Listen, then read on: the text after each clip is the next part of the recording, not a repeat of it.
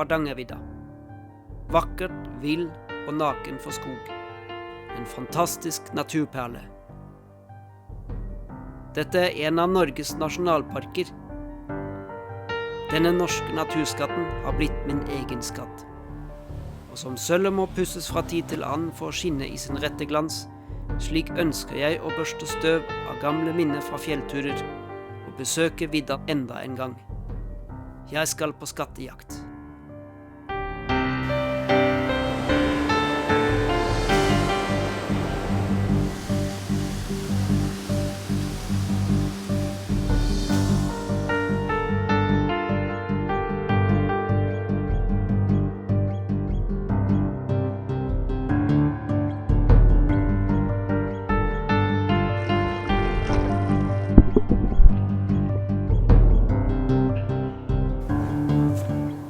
Det er senga som jeg har bygd.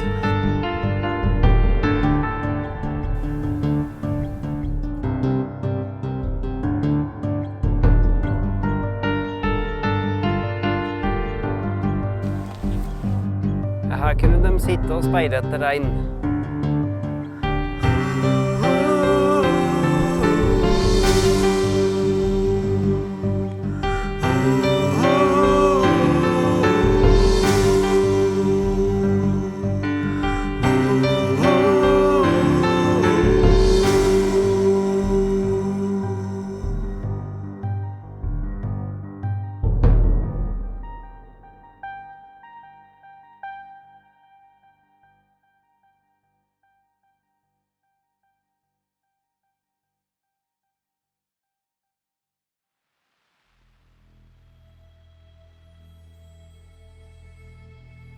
Gårsdagens ville ferd gjennom tåken prøver jeg å legge bak meg. I dag håper jeg å få se villrein. Det finnes mange store og små reinflokker rundt omkring i de norske fjellene. Mange stammene er tamrein som er satt ut i villmarken. Selv har jeg opplevd dem i Hallingdalsfjellene. De kan nesten virke nysgjerrig om et menneske kommer gående. Annerledes er det med villrein, som her på Hardangervidda. Dyrene er noe mindre enn tamrein og ekstremt sky. Jeg vet ikke hvor gode sjansene mine er for å se noen. Derfor prøver jeg å møte Kjell Wamp, som er jeger og naturfotograf. Han har en forkjærlighet for villrein på Hardangervidda. Gjennom viltkamera samler han også informasjon om antall dyr i flokken og helsetilstand som kan bidra til riktig forvaltning i dette området. Villrein har tidligere vært utbredt over hele Europa, men i dag finnes den bare igjen i Norge. Og det ligger derfor et ansvar på myndighetene om å ta vare på det. Jakta er allerede strengt regulert. Siden dyrene er så sky overfor mennesker, trenger de mest av alt store områder med beite som er uberørt. Å stanse vei- og hytteutbygging, forby skuterferdsel på vinteren og andre menneskelige inngrep i naturen er viktige tiltak for å bedre levevilkårene til fjellreinen. Jeg vet hvor hytta som Kjell og jaktlaget hans leier ligger, men om jeg finner fram i tåken eller om han er hjemme når jeg kommer midt på dagen, vet jeg ikke. Med mange usikkerhetsfaktorer kjenner jeg at dette blir en veldig spennende dag. På tide å komme seg av gårde. I dag skal jeg gå lett.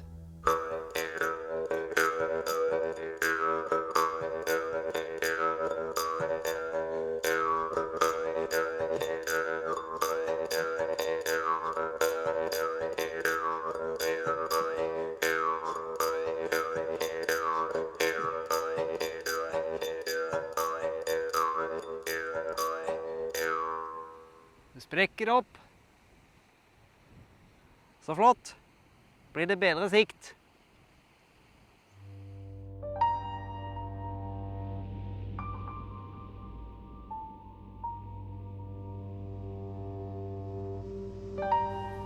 De første spor av reinsdyr. Jeg synes jeg har fulgt en rute med masse sånne små stier som går parallelt. Det er ikke folk som tråkker opp de.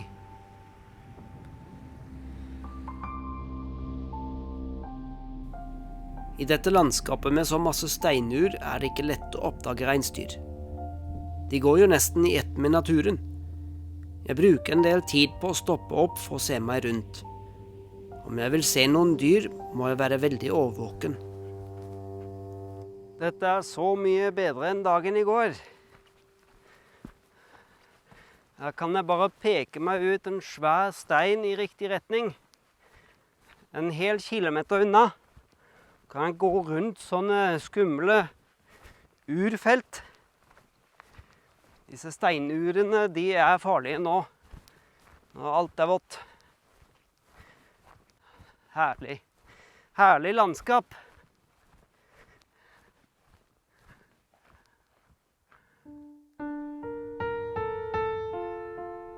Alle steinblokkene rundt omkring. Og plutselig så beveger en på seg, kanskje.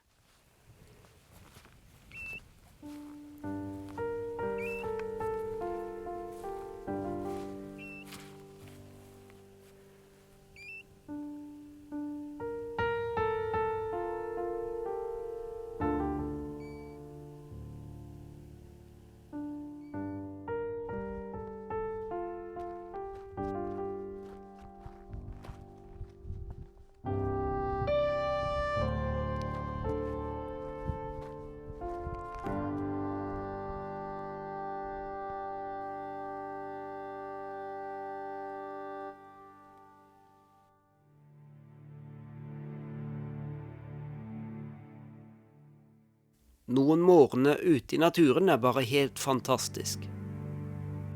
Etter regnet, når vanndråpene henger på alle gresstrå og morgensola lar dem skinne som 1000 små perler, må jeg tenke på hvordan alt startet med oss mennesker. Gud formet mennesket av jordens støv og blåste livets ånde i hans nese, og mennesket ble til en levende sjel. Jeg er mer enn en tilfeldighet. Gud, jeg priser deg fordi jeg virket på forferdelig underfylt vis, står det i en salme. Tanken at vi ikke er mer enn et intelligent dyr, forringer vår sanne verdi. Selges ikke 2 spurver for 1 skilling, sa Jesus en gang. Men uten deres far faller ikke en av dem til jorden. Men endog hårene dere har på hodet er talt, alt sammen. Frykt derfor ikke, for dere er mer verd enn mange spurver. Jesus setter prislapp på dyr, og det gjør vi også. Men vi mennesker har uendelig stor verdi.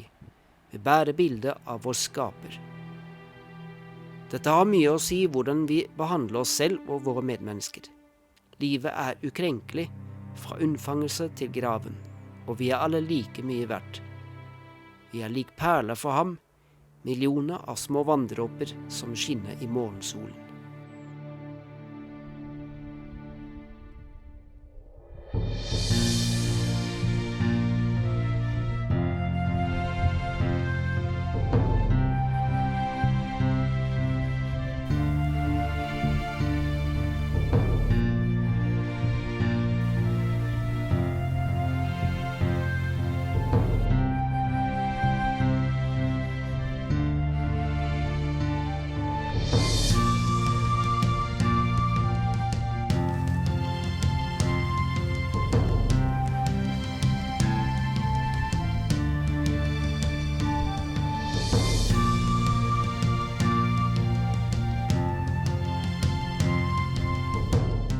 Med bedre sikt og lettgått terreng nærmer jeg meg raskt hytta. Den ligger i en dal ikke langt fra det berømte Kvennavassdraget, som mange friluftsentusiaster padler med kano eller packraft. Det er merkelig stille rundt hytta.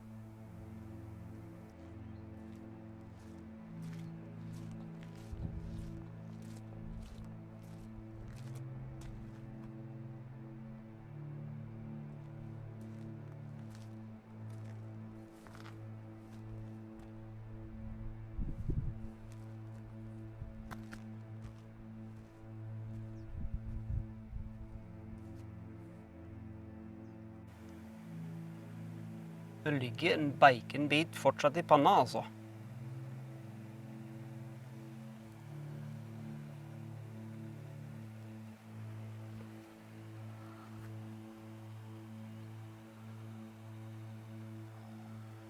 Så det er ingen tvil om at de er her. Nå er det jo midt på dagen selvfølgelig, så sitter de ikke på hytta. De er et eller annet sted ute der og ser etter regn.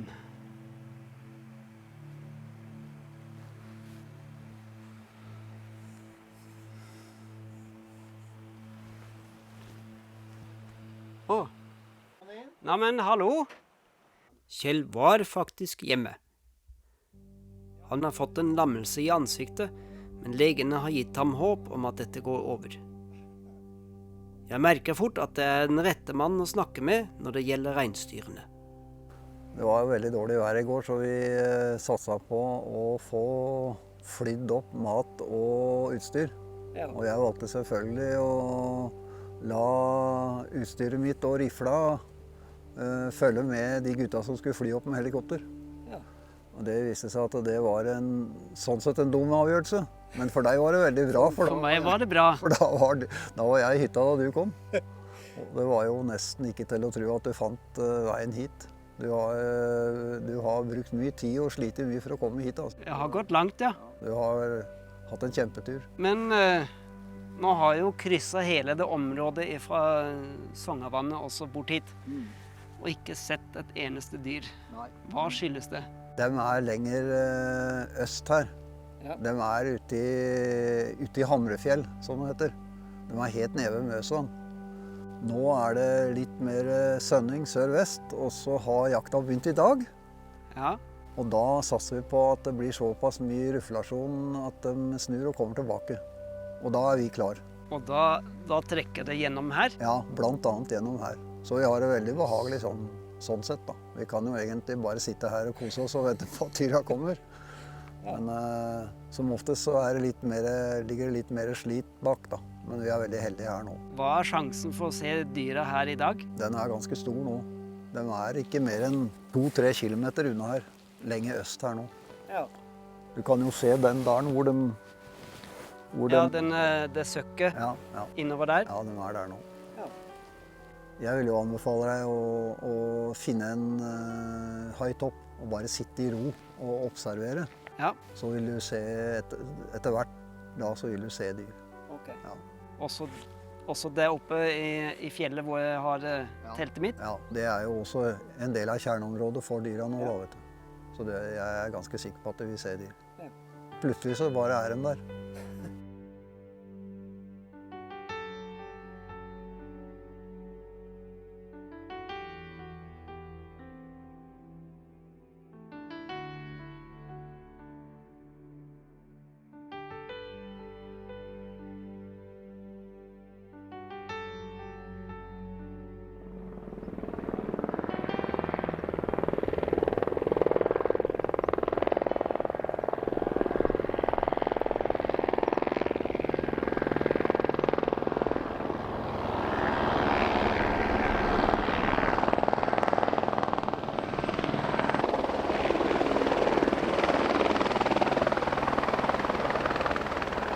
Han kom fra Sognavannet. Kjell fortalte meg at den turen tar 6 minutter med helikopter. Jeg brukte 14 timer for å gå inn her.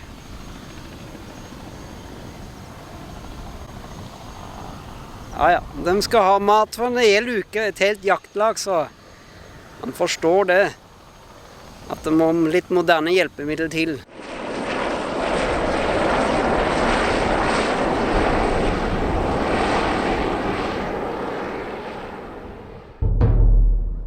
Nå, med resten av jaktlaget og all utstyr på plass, er det tid for å ta seg en tur i fjellet.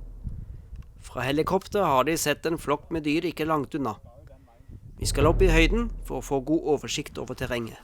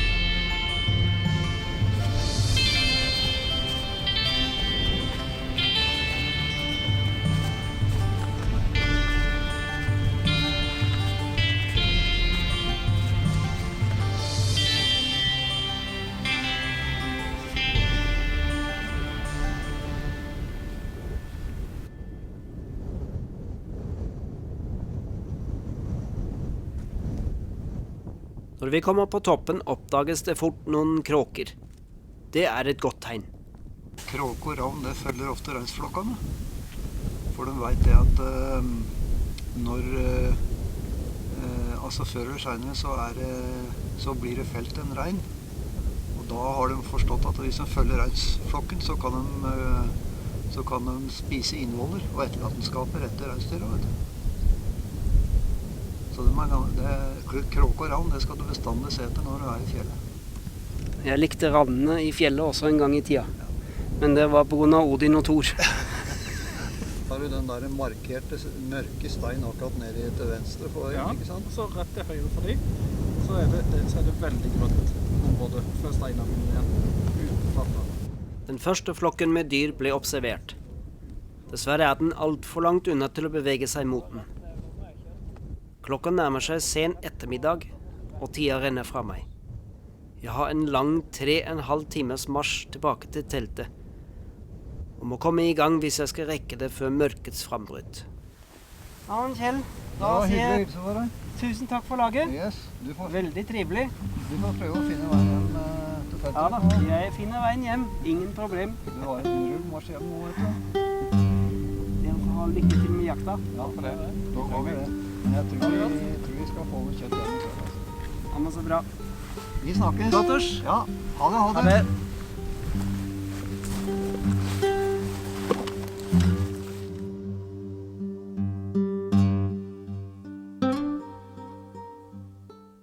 Jeg er både fornøyd og skuffet samtidig. Å møte Kjell og jaktlaget hans var fint, og jeg satte stor pris på selskap etter de ensomme dagene i fjellet. Men reinsdyr fikk jeg ikke se så mye til. Nei, jeg kan ikke vende tilbake til teltet nå. Jeg skal spørre Kjell om det er plass til en overnattingsgjest på hytta i natt. Jeg har følelsen at det er noe jeg har gått glipp av her.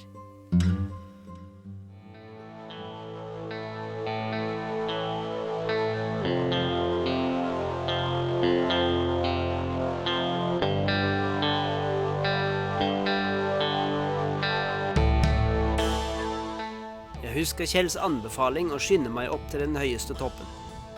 Herfra er det fantastisk utsikt utover hele Sørvidda.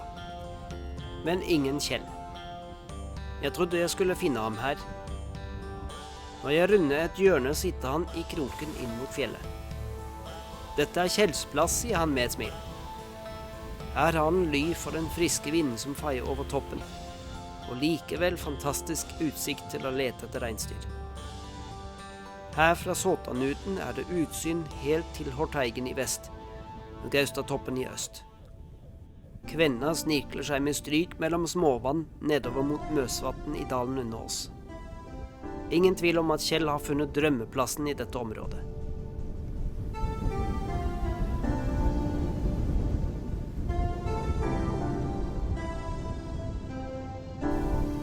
Eller er det noe annet?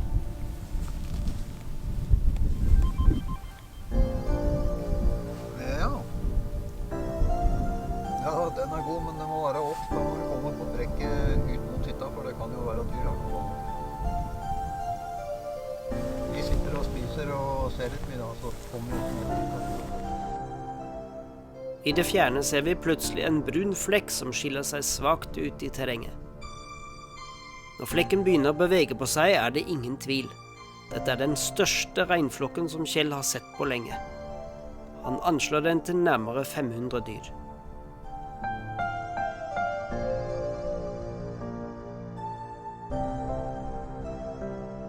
Ser du flokken fortsatt, eller? Antrekt. Jeg ser jo også dårlig da, men. Antrekt inn mot fjellet nå.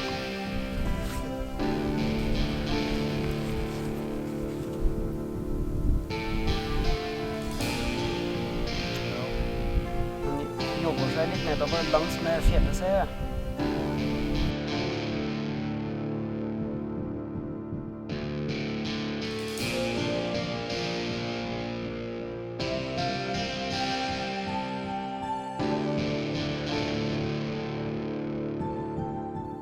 Solen er i ferd med å gå ned over Kjells plass. Ingen dyr ble felt i dag, men reinsdyr har vi sett massevis. Det ble kronen på en innholdsrik dag. Jeg er glad at jeg snudde. I natt blir det en seng i hytta på meg, og hjemturen er flyttet til i morgen. Håper at teltet får stå i fred i natt.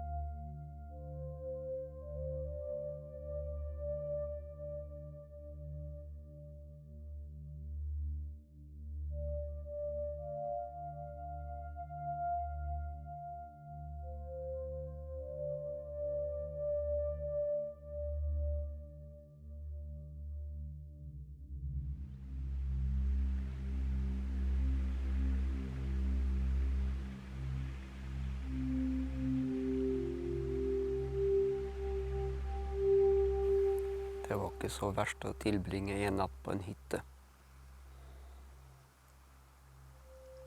Også så fine og gjestfrie folk. Mye mat og mye fine historier. Og det viste seg at de to unge gutter, Gøran og Oddbjørn, de kjente til og med en som jeg har gått på bibelskole sammen med. Men i dag så skal jeg tilbake til teltet. Så blir det litt fisking, og så blir det hjem til min kone. Nå har jeg en sekk full med gode opplevelser. Nå blir det godt å komme hjem.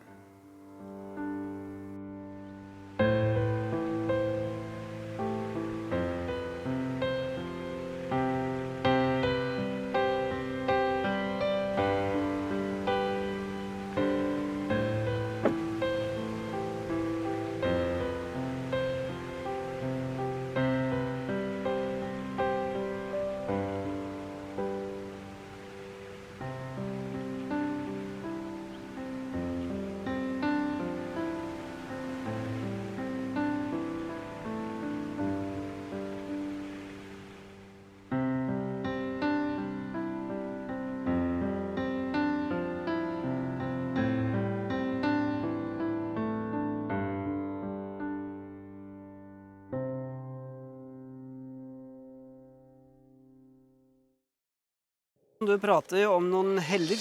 Ja, Det er jo litt interessant. ja, det er det. Det er sånne bågastiller, som vi sier, eller hellere, som disse jegere satt under. Og den ligger jo dønn situert midt i reinstrekket, vet du.